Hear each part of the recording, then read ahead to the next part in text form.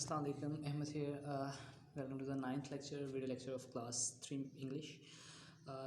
We will be solving the two part of Dorothy Meets the Scarecrow, page number 6. Now it says, answer the question about the lines from the story. I understand how you feel, said the little girl who was truly sorry for him.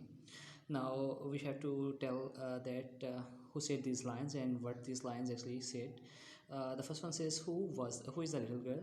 Now if you have gone through the story, you will know that the name of the little girl was Dorothy, and to whom was the girl saying this.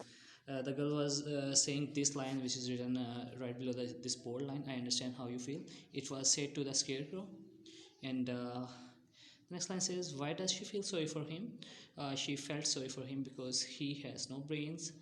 And what happened next? Now Dorothy promised him, and the line was, Dorothy said she will ask the great Oz to help him. Now we have to tell if these lines from the story were true or false.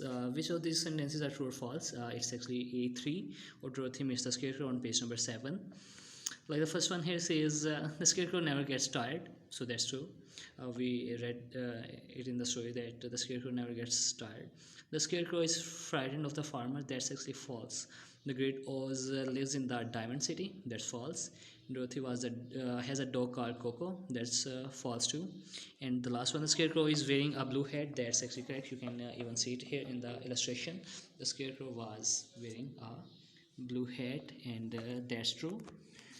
Solve the true false will be solved on your notebooks, but these question answers will be done on your neat notebooks. So open your notebooks, true false on books, and these question answers on your neat notebooks.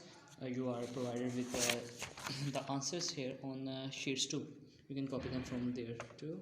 So until next video, Allah Hafiz.